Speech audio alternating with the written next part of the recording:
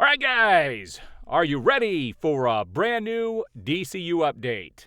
All right, the rumors are swirling at breakneck speed all over the internet. And I've got quite a few things to talk about today. I'm going to show you a really neat graphic that somebody made for the new DCU. And I'm going to talk about what I'm interested in and what I'm looking forward to and what my fears are. And I'm also going to talk about the rumor. So let's talk about the rumor stuff first, and then I'll show you this really neat graphic and kind of explain what is actually happening with the DCU and what we can expect going forward, and what some of what I think is really awesome, as well as some fears that I have. So here are the a lot of what I'm talking about is not rumor. First of all, James Gunn has come out and made a crap ton of statements on casting, on all the decisions that they're making. And Henry Cavill was brought up yet again. And he basically said that, he put it quite frankly, that Henry Cavill was dicked around by the previous regime. That they were just stringing him along. They never treated him fairly. And I don't think Gunn's treating him fairly either, but that's outside of this conversation. But he said that it wasn't fair to Henry Cavill. He feels bad for the guy. He really likes Henry Cavill, but Henry Cavill does not fit his version of Superman for many reasons. Well, that's not what he originally said. Originally, he said it was an age thing. And as I can see it now, James Gunn has lied about so many different things, and this is one of those things. So what exactly was it? We may never know. I think it's because he's just not a yes man and wants to, definitely give his all to these characters. It's kind of why he left the show on Netflix that he was doing, because they got away from the source material, and he didn't like that, and he wasn't going to stick around for it. And I have a feeling that that's kind of the reason, because he's not a yes man, and I don't think James Gunn likes that. So Henry Cavill is definitely gone. He will not be Superman, but there's no word on who Superman is going to be. We also had, before I get to some more of the stuff that James Gunn has said, I want to talk about the Batgirl movie.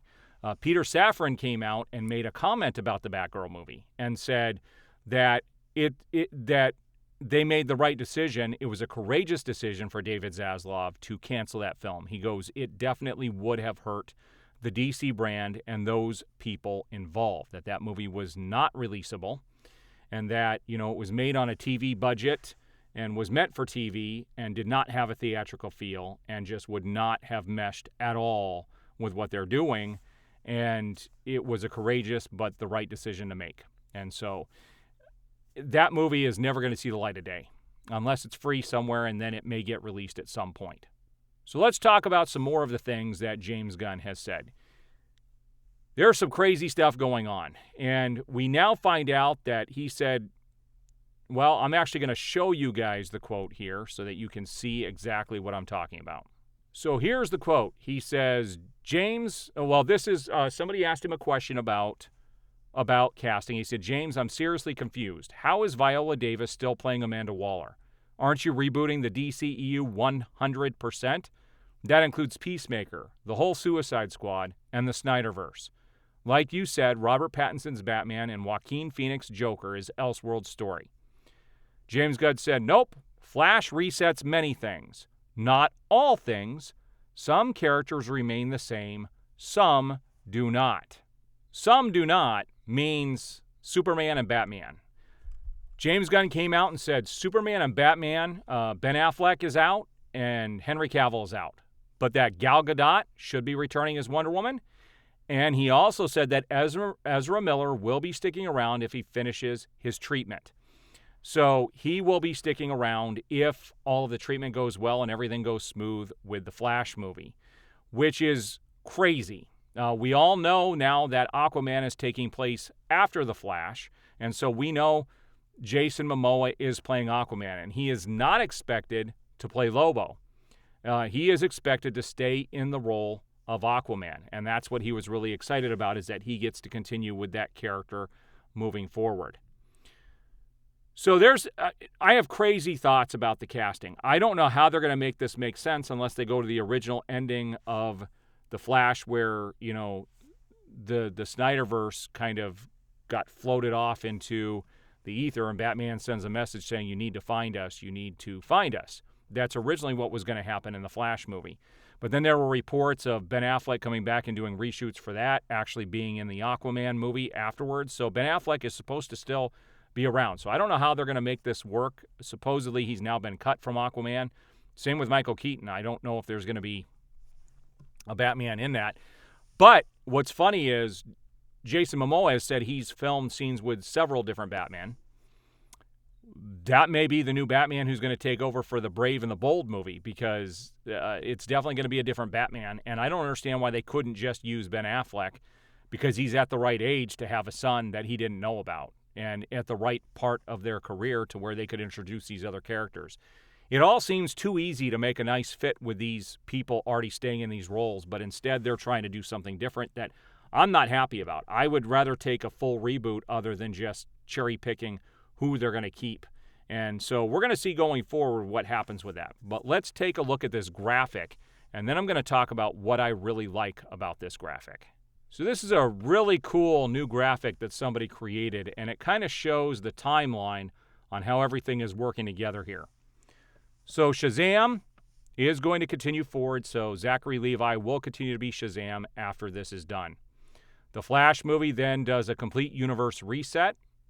You've got Blue Beetle, and James Gunn said Blue Beetle can be kind of a standalone story that could be in any universe, basically, but will fit nicely into the DCU that he's creating. And then Aquaman will trail directly into the new Superman movie. And then they laid out all of the projects in Chapter 1 of Gods and Monsters with everything, the way it's supposed to be released. And they did announce that DC Universe, the DCU, they are expecting to release 2 movies a year and 2 TV shows a year. So if you look at this, this is almost 3 years worth of stuff, and nothing is supposed to be released until 2025. Now, there is a possibility we'll get the Creature Commandos and the Waller TV show sometime between now and when Superman Legacy gets released. And that's what I'm assuming, because they've got to have something to fill that void. They can't go, a year and a half to 2 years without something. That'll lead directly into Superman Legacy. And honestly, the synopsis to Superman Legacy sounds just like Man of Steel, so I don't know what they're going to do with that. So let's talk about Lanterns. Now, Lanterns here is very interesting. This is the thing. So, well, you guys can look at the rest of this. The 2 things I'm looking most forward to is Lanterns and Swamp Thing. Batman the Brave and the Bold, I'm really nervous about how they're going to treat. Well, Superman and Batman the Brave and the Bold, I'm really nervous about how they're going to treat these properties. But nobody asked for Creature Commandos. Nobody asked for The Authority. Nobody asked for Paradise Lost. Supergirl, Woman of Tomorrow, if you've read that comic, she's a foul-mouthed, drunk Supergirl. I don't know how that's going to fit well. They want to make this into a wider audience and appeal to a wider group of people, and I don't see how that is going to work. Everything else you can see here is Elseworlds. So let's talk about Lanterns. This is what I'm really eager to talk about. So let's talk about Lanterns. We got Hal Jordan and Jon Stewart, which I think is awesome. I'm really looking forward to the show. I really wish they would it would be awesome if they brought Ryan Reynolds back, but I don't think that's going to happen. He costs too much money, and I don't think they're going to pay for that. But it's finally we're going to get to see the 2 biggest Green Lanterns. I love DC has crapped on Hal Jordan for years, and I'm glad that he's going to be a big part of this. When I found out he wasn't going to be a part of the show originally with all these other Green Lanterns, it was kind of irritating that they were going to go that route. Luckily, that show has been canceled. But this show is supposed to revolve around Hal Jordan and Jon Stewart, and it's supposed to be a detective story set in outer space. It's terrestrial. And what's really cool about this is that it's supposed to kick off the main story of the DCU and what they're going to be up against in the future. And that leads to a whole bunch of things. Now, here's what my fear in all of this, and we're going to find out where this leads in the future. And this is going to be one of the telltale signs if James Gunn is real serious about respecting the characters in these DC properties. In the whole DC universe, out in the comic universe, outside of the movies and everything, there is just one Darkseid. he spans amongst all of the different universes. So there is only one Darkseid, no matter what universe you go to. He's the one thing that is the constant. So there's only one of him. So that threat is still out there. If they're going to follow continuity of comics and he's not rebooting 100%, it has to be the same Darkseid that they did in Zack Snyder's Justice League. I'm throwing that out there, and that's the way it has to be. If they don't do that, they're crapping on the stories and the universe.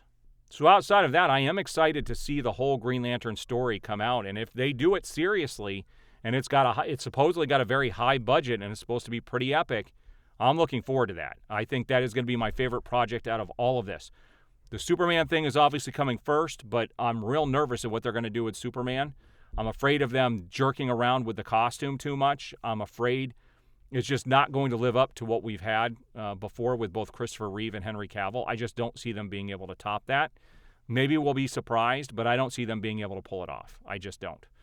So there are my thoughts and my DC update for the day. I'd love to hear what you guys think, and I will see you on the next video.